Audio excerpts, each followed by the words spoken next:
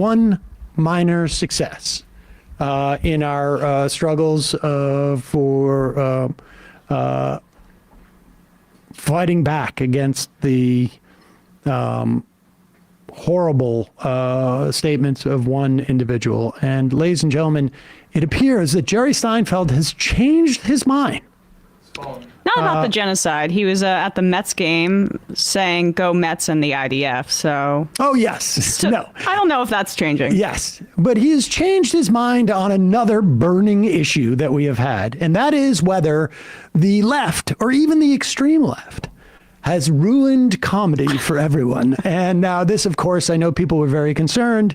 We had an extended period of time where there was no comedy in the country. Because of people at colleges and whatnot. But it appears that Jerry Seinfeld has had a change of heart and or mind. Here he is on the Tom Papa podcast.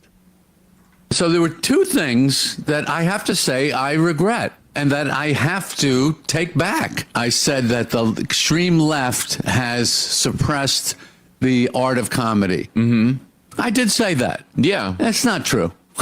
It's not true. No? No. If you're Lindsey Vonn, if you're a champion skier, you can put the gates anywhere you want on the mountain. She's going to make the gate. Whatever the culture is, we make the gate. Mm-hmm. You don't make the gate, you're out of the game. The game is, where is the gate?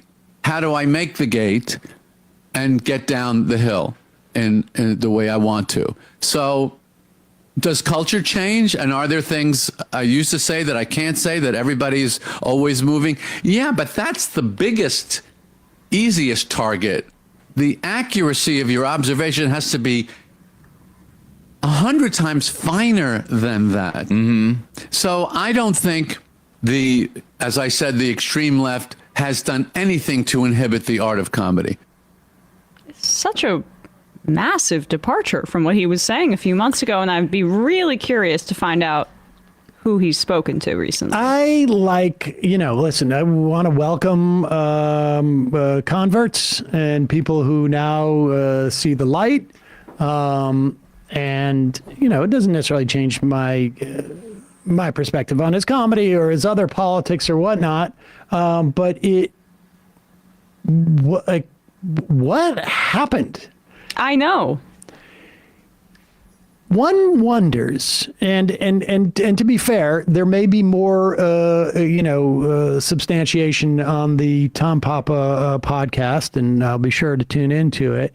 But one wonders what happened. He goes out for a tour in support of his new movie, Frosted, which, if you'll recall, was a hard-hitting satire about the world of breakfast foods. Cereal, yeah. And claiming that he had an extensive sort of, he had really thought it through. Mm-hmm. Not well, but he had thought it through. He was saying, back in my day, there were shows like, All in the Family and other sitcoms, which incidentally, I should tell you, said before, Norman Lear wrote these. Leftist. About as avowed lefty as you could get. He sunk a ton of money into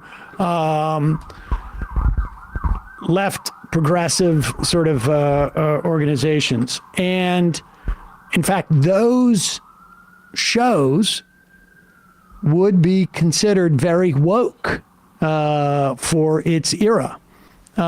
Nevertheless, he lamented that, and he also had said that, that college audiences were bad, and I don't know. It feels like he's had some type of reconciliation with his kid or his agent, or Frosted, maybe Netflix got a frosty reception. Netflix said, hey, we have a lot of young people in our audience. Maybe don't go on about wokeness and all this kind of stuff if you want people to actually stream this stupid movie that you put out. Yeah, because all the people actually paying for Netflix are the kids who are letting their parents use their password. And speaking from experience here, but this is actually Jerry returning to form. This is him with Ricky Gervais in 2018, and this is one of my favorite new channels. We played him going on about Joe Rogan, The Elephant Graveyard, with a video entitled Jerry Seinfeld's Entire World is Falling Apart. I'll just play a little section from that here. Jerry was on Ricky Gervais's Sirius radio show in 2018 when Ricky brought this subject up, and Jerry had a radically different opinion. But we don't tell certain jokes because we know they're, in inverted commas, wrong. Always. We've always done that. The mental agility that is required to execute this job is an essential part of it. Comedians complaining, oh, I can't do this joke now because so-and-so is going to be offended. That's right, you can't. So do another joke, find another way around it. Use a different. Now, Elephant Graveyard does go into the whole gay French king affair, and I think that was kind of the precipitating event that made Jerry be like, well, I can't do my jokes anymore. I'm missing these gates, I guess. That's what it is. Like, the knees blow out, and then you're like, why do we have to have these gates? Right. Why can't we just do straight down? Why does it have to be slalom? Why are we spending so much time on that? And then for whatever reason, he returned to form and realized, like, okay, yeah, no, you need the gates. I also wonder sometimes when people like Jerry, who, again, let it be known, is a huge Zionist and has some really big racist opinions about Palestinians, when they talk about things like All in the Family, it reminds me sometimes of, like, I know some frat guys from college that watch The Wolf of Wall Street and they think it's sick and they have no idea that it's supposed to be a satire and they identify with Jordan Belfort. There were a lot of guys that are like that.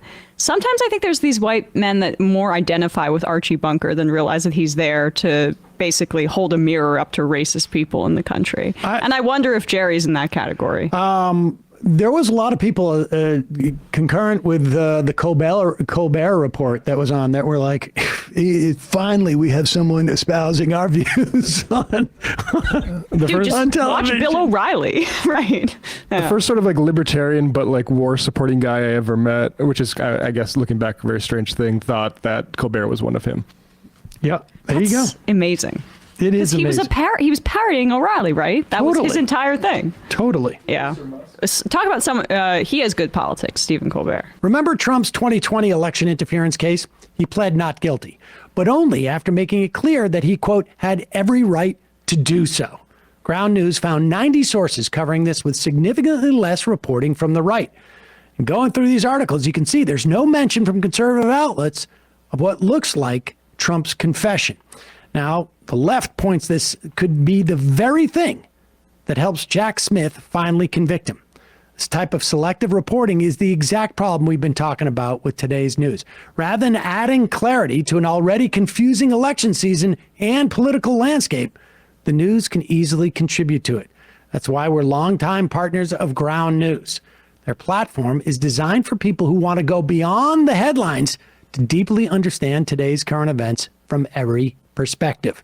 And with Trump and Harris often at the center of very selective reporting, I highly recommend following the news on the debate and the rest of their campaign here, so you can avoid being manipulated by the news you see and the news you don't. I think their mission directly aligns with what we try and do here on our show. Plus, they're independent and subscriber funded. But my viewers get 40% off their top tier Vantage plan. Go into ground.news/majority or scan my QR code to compare coverage with context you can't find anywhere else. Hey folks, don't forget to hit the subscribe button and check out our daily show. We do it every day at 12 p.m. Eastern for about 2.5 hours. We even take phone calls. You should check that out.